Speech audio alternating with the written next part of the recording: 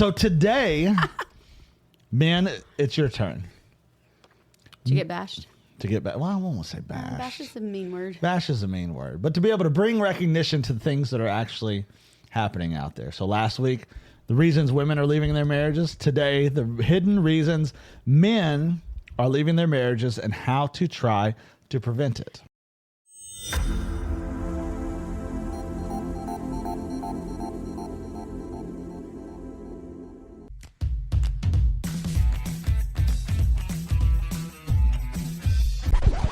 Here's a question for you. Is marriage overrated? Why aren't people getting married anymore? A new Pew Research poll found that 2 in 5 young adults think marriage is an outdated tradition. Marriage rates are at their lowest right now. Is marriage really even worth it? More than half of marriages end in divorce. If you get married, you have to be stuck with this person for the rest of your life, right? That's why you get married. So that's why it's declining. Why would you get married if you want to have just one partner when you can have multiple? Marriage is stupid.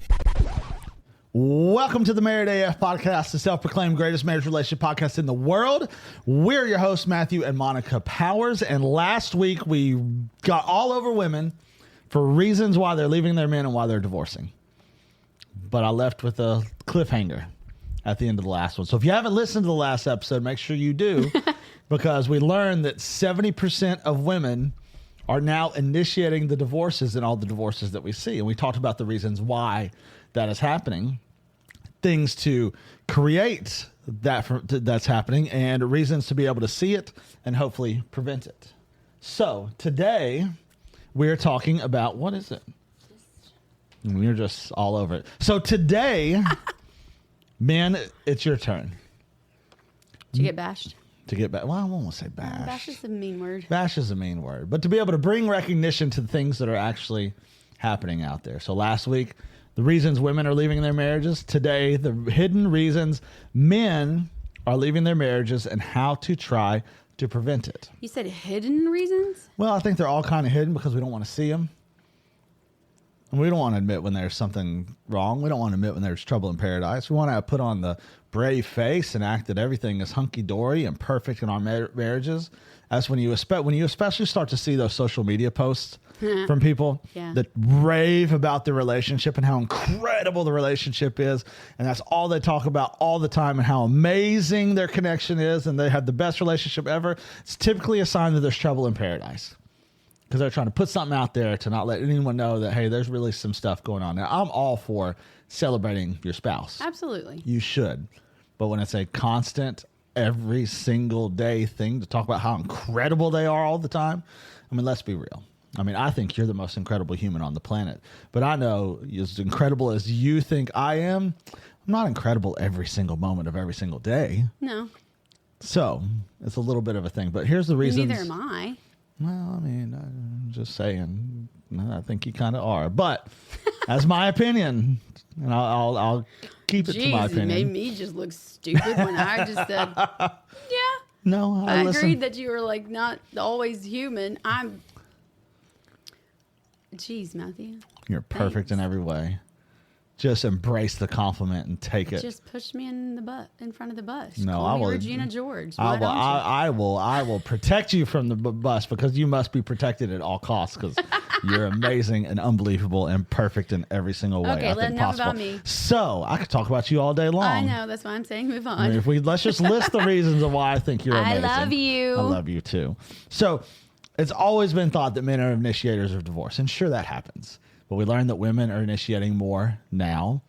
Usually men were thinking, because they just want another piece. Mm-hmm. They need more booty. They need another woman. They're not getting it at home. So they're going to go off and find, because men are men and men are pigs. And this is what men do. And yes, that can be true in a sense, but it's not necessarily the case that we see today. Here are the top reasons men are leaving their marriages today. And this one's going to ring a bell from last week. Oh, boy. The same number one reason women are.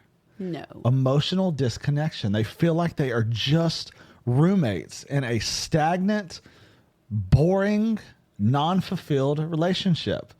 Just completely emotionally disconnected from their spouse. I was shocked to see that men feel the exact same way that women do about that. Does that surprise you a little bit? Yes. It's proof that men need an emotional connection. So badly. Not just another piece of you know what. I know. Another piece of beep, we'll say. But I was surprised to see that. But then as I kind of read more about it, I think you see this a whole lot more in our culture and our world today. What it says, whenever I was looking through all this, it says, when they feel unheard and completely neglected, they may withdraw, leading to the feeling of a cycle of disconnection. And over time, this can erode the foundation of the marriage. I see a lot of this now. And I go back to thinking social media posts. And we've ranted about this in the past. But when, not to get on women, but when women will post about the things that their husband will not do or are bad at for the world to see, I feel, and I love you so much and you've never ever even thought about doing that. But when I see that, I can feel everything that the man is feeling in that moment. Like, I'm worthless. I suck. I'm awful. But just think of how it would be if it were opposite. Explain. If the man were to go to social media and post those things that the wife posted, this is like the same type of post. So the guy goes and posts on social media about how horrible his wife is, how all he does is all the things in the house, and all she does is just sit there and do nothing and still demands he's not doing enough. All right, so let's role play this for just a second. Now, you are you, and you are not like most people, because if that were us and I did something like that, I mean, you'd let me know real quick how bad that would be. All right, so I need you. More than likely, I would hear it from somebody else. You would, and I would see red so fast. Yes, I mean, hell would be raining down on top of me in that moment, which I would fully deserve. But take yourself out of you for a second. Okay. Place yourself as just a typical, normal female who's married to a guy who may be a little overbearing. But let's put ourselves in that type of marriage for just a moment. So you're asking me to be a basic white girl. Please. For just a second. No all offense right? to you basic white girls, but just that's just not me. Breathe for a moment. Okay. All right. Put yourself in that situation. And because you're on social media a lot, because we see both men and women on social media way more than they should, you see that your husband, who you love, but just doesn't quite give you what you need all the time, but you're doing the best you can, goes on social media, and I talk how my wife doesn't do anything. And I make some sort of stupid post that I wake up at 5 a.m. and I go to work all day long and I have to come home and cook dinner and I take care of the kids and I do the laundry and I do the dishes and I mow the yard and I get the kids to bed and she won't even have sex with me. I can't believe I got into this. What is your initial feeling? Not as Monica, but as just a normal, what we would probably see mostly in culture today. How are you reacting to that or responding to that? What is the initial feeling you have?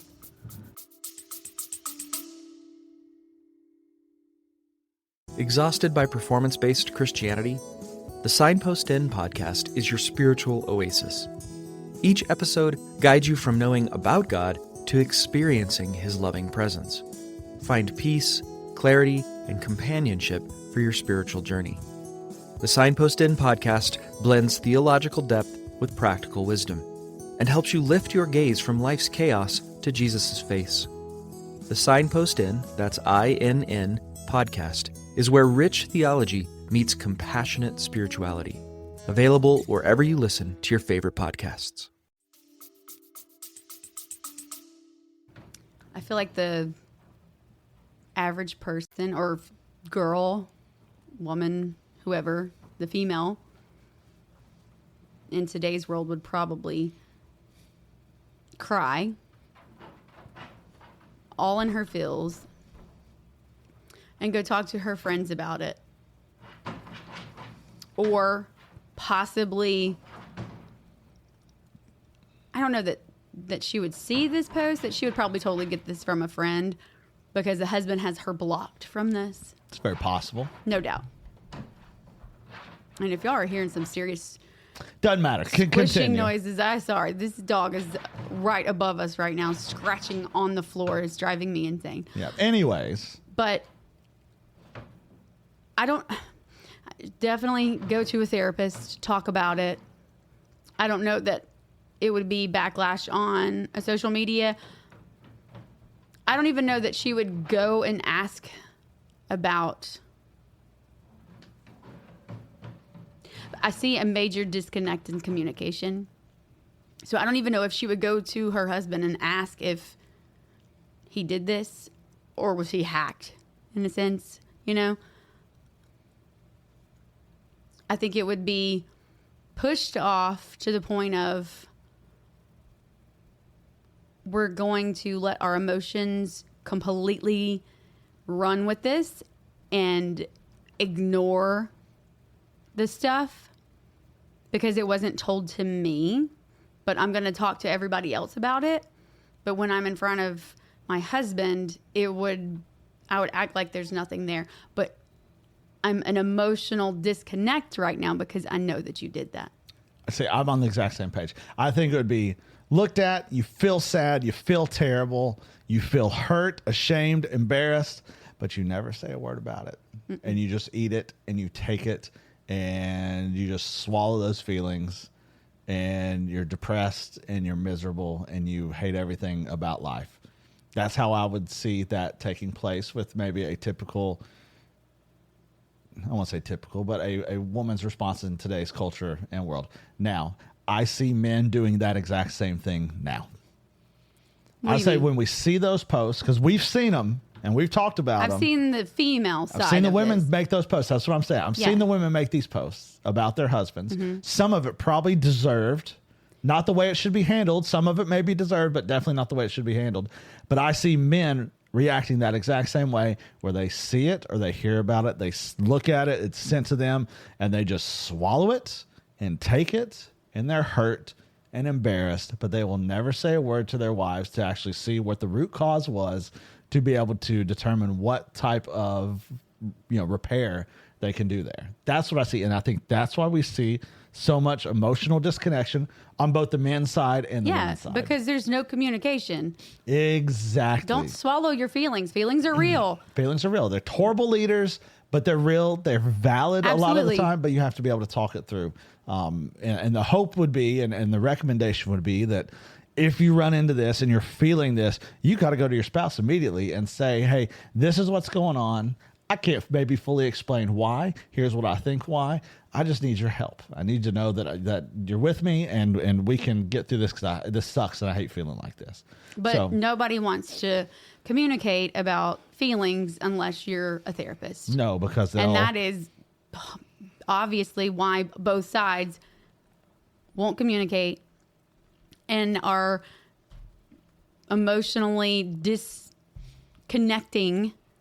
And divorce happens because it's number one on both sides. Number one on both sides, and I totally see that. So number two, the reason men are leaving their marriages is they feel unappreciated. How is that different from the first one? Well, I think the result of being emotionally disconnected is the reason why they feel unappreciated, because I think this kind of goes back to the roommate phase where we are just talking about the things that we have to do and the things that we need to get done. Like, hey, make sure you pick up this. I need you to stop by and do this, and make sure you do this. And, oh, honey, did you do this? Hey, baby, did you take care of this? Hey, what about this? Don't forget we got this tomorrow, and we have this. And that's where it is. And I see this on both sides where the effort that the husband puts in is unseen and unappreciated, but I also see the effort that wives put in can be unseen and completely unappreciated. We don't necessarily see all of the things that happen, and we don't think about it, so we don't want to talk about it. We don't know all the things that the man does while he's at work or while he's at home and he's taking care of the house or taking care of the kids. None of that's seen while the wife is at work or doing whatever, and vice versa. The typical olden day, I'd say olden days, but how it used to be, the man works, the wife stays home, cooks in this. A lot of unappreciated stuff goes on there. The 1900s. Yes, the 1900s. Oh, my God. We were born in the 1900s. We're so old. But it's unappreciated because the man would come home like, what have you been doing all day? And I didn't even necessarily recognize this after we had kids and you stayed home with the kids. And I knew you stayed busy and you worked hard and you made sure everything was always done. But until you do it, because I remember those first time you went, I don't even remember where you were. It doesn't matter. And I had to stay home with kids for a couple of days by myself. And it was fine. It's great. I'm more than capable to be able to do that. But man, when you got back, it was like, holy crap. I underestimate how much you actually do and how much attention those dadgum little children need from you at all times. And it makes me feel a super appreciation for what you've done. You really don't know what you have until it's gone. That is true. And you have to do it all by yourself. Yes. Or even if it just takes a few days where you walk through that person's shoes just a little bit to see what all it actually takes. So men are leaving because they're emotionally disconnected. They feel unappreciated. And number 3, this shouldn't necessarily be a shocker, but complete loss of intimacy. I really thought that would be number 1. Yes. No, this is actually number 3. And I think it's kind of a pattern of they're disconnected. They feel unappreciated. It works on both sides and they're completely at a loss for any type of intimacy. It says both physical and emotional intimacy. They're crucial for so many men. A decline in affection, sexual connection, and shared experiences can lead to feelings of rejection and loneliness. Wow. We see this a lot. We've been told this a lot. I'm not sure why. I'm sure maybe in some cases there's been some past trauma with sex or sexual abuse in previous relationships. Absolutely.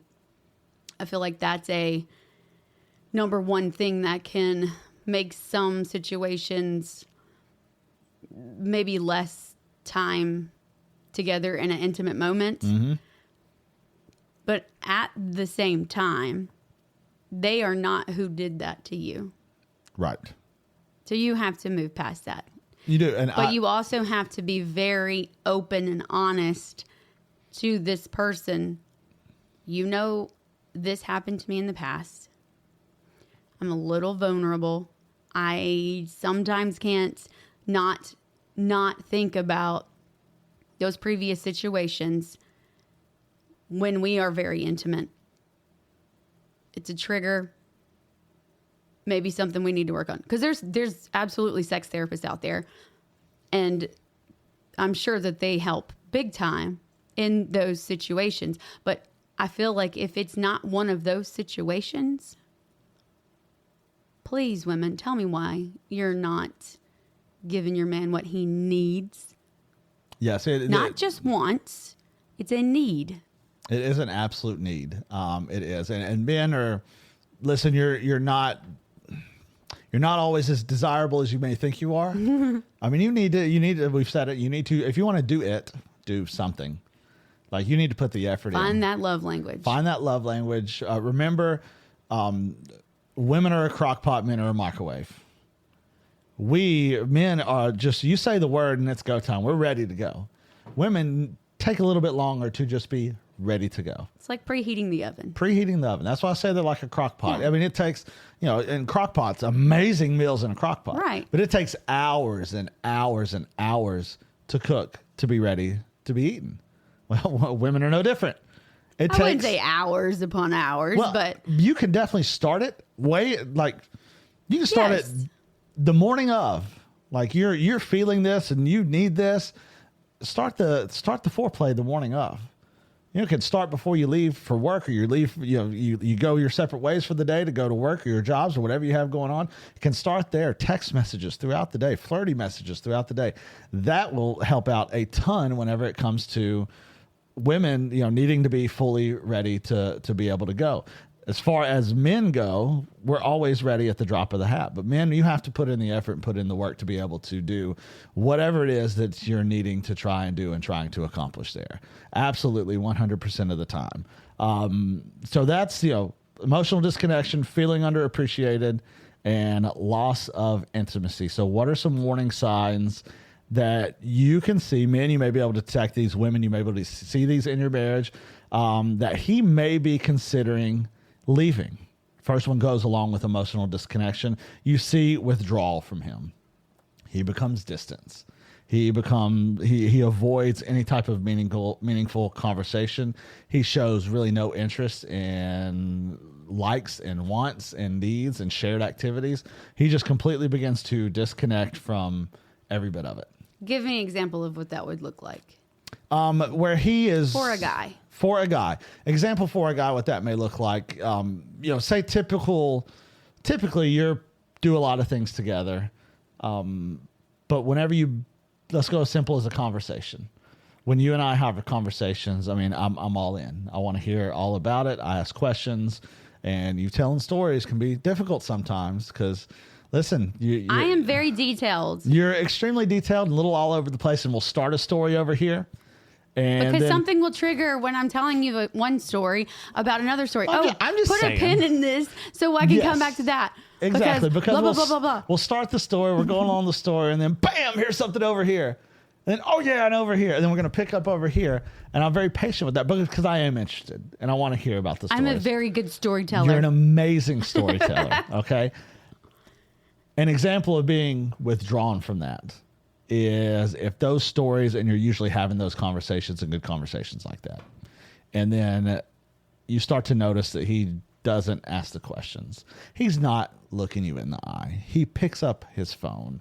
He begins to cut you off. But I feel like the phone situation is always a big deal. It's always already. a big deal. But this especially if you're noting a change in the behavior. If you get a lot of, yeah, huh, sure. Yeah. You get a lot of those answers. That's awesome. That's a beginning to see withdrawal from what is normal. Say you typically go grocery shopping together. Something you've always done in your relationship, whatever it looks like. And now he's not interested in doing that. You sit on the couch and he starts to sit on the other side of the couch. And you can just see it in him and in his behavior that he is no longer really interested in being that close to you or really being fully involved into your life. For me, that's what emotional withdrawal would look like.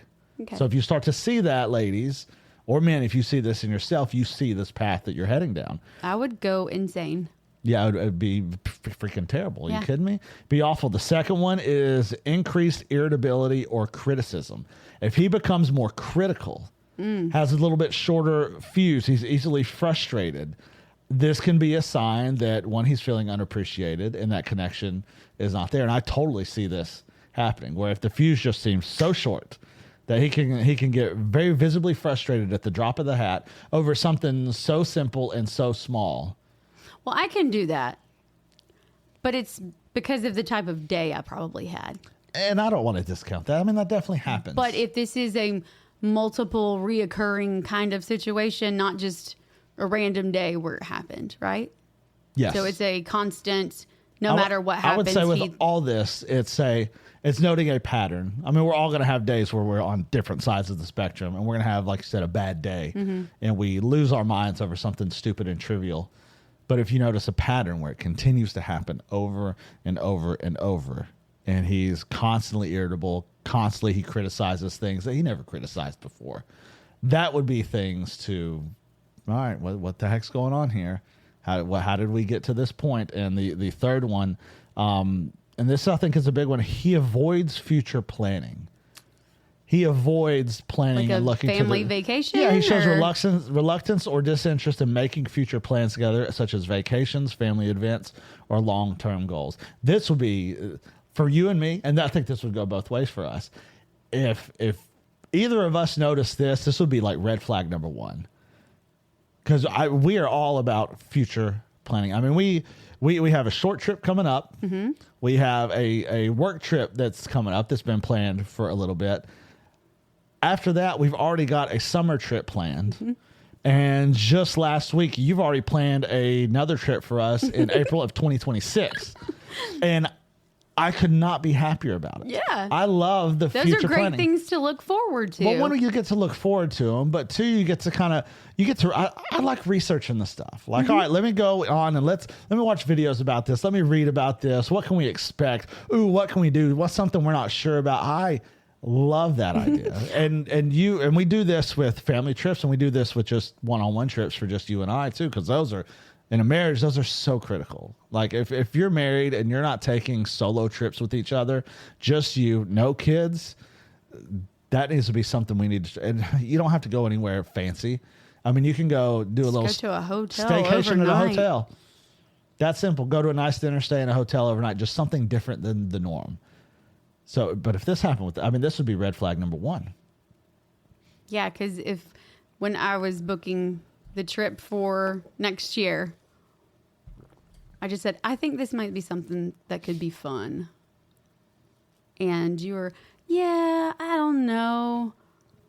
Let's just think about it. I would have picked up the phone and called you instead of text about it, because we're constantly texting anyways. Throughout the day. But it would have been are you okay? Do we need to talk about something? Is something going on that I don't know about? Because if you would not have been on board, it would have been a major red flag saying, we should pump the brakes on doing stuff together. Mm-hmm.